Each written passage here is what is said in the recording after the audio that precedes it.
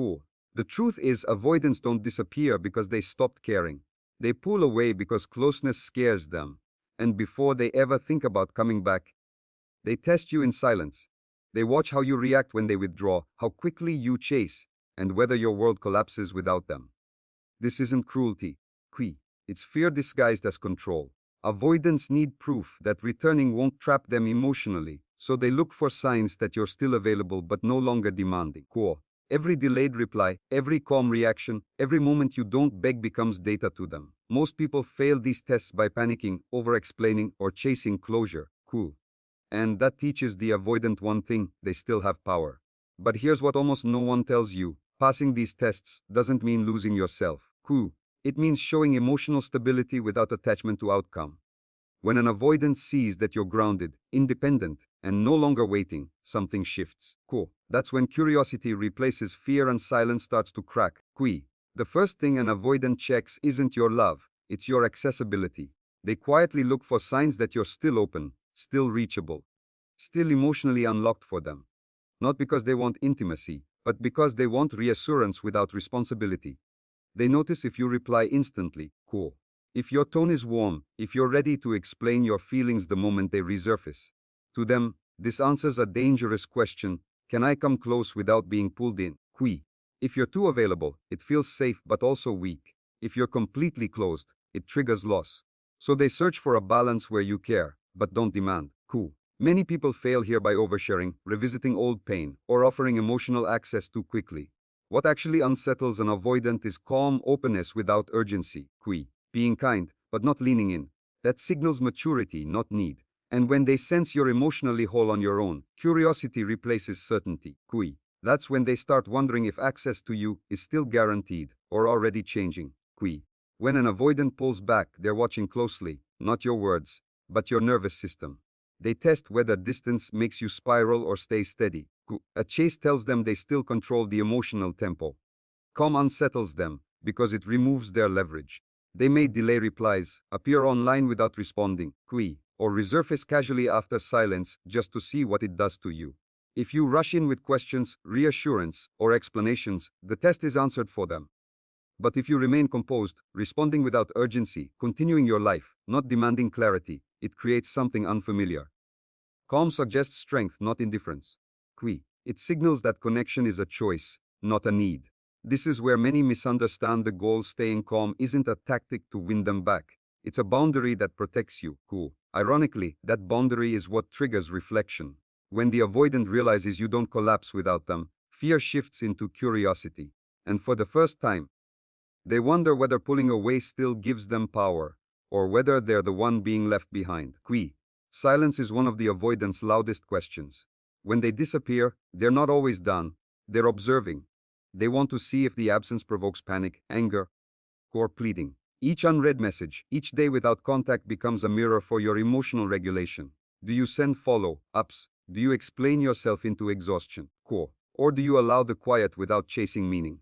Avoidants equate pressure with danger, so frantic attempts to reconnect confirm their fear.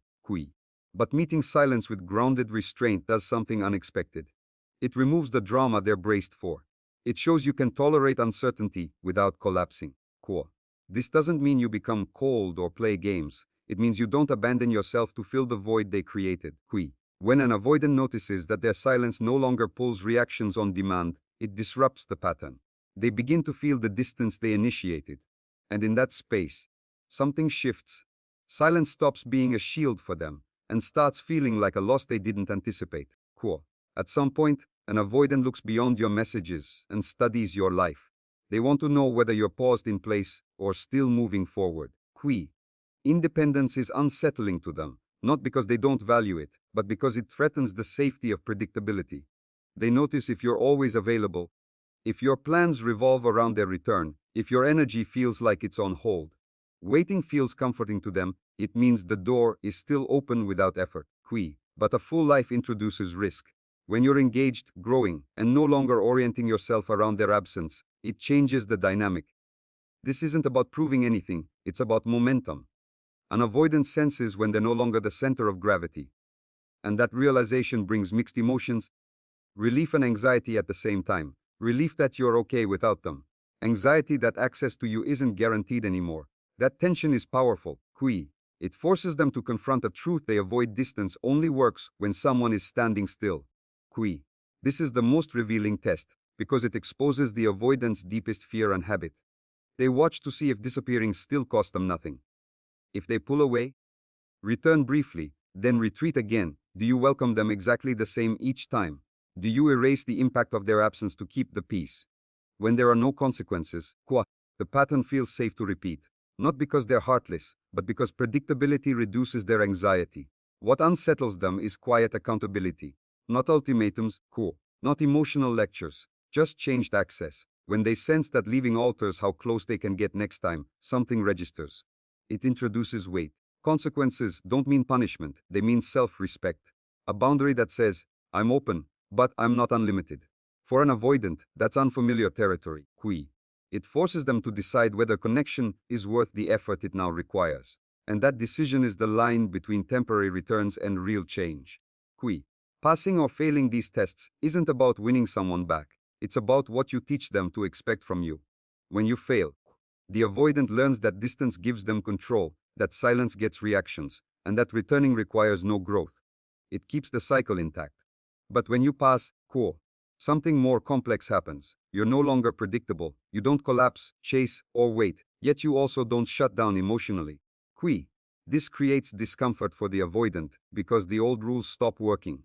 Passing doesn't guarantee they'll come back, and that's the point. It guarantees you don't lose yourself in the process. If they return after this, it's with awareness that access to you is earned, not assumed. If they don't, you still win clarity and stability. These tests reveal more than their intentions. They expose whether a relationship can exist without fear driving every move. Either outcome moves you forward. And that's the difference between hoping for change and actually creating it. The most important thing to remember is that your self-respect is not something you trade for connection.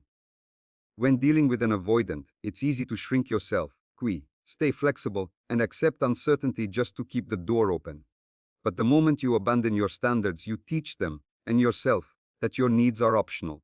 Protecting yourself, respect doesn't require coldness or revenge. It requires consistency. Say less, mean what you say, and let your actions align with your boundaries.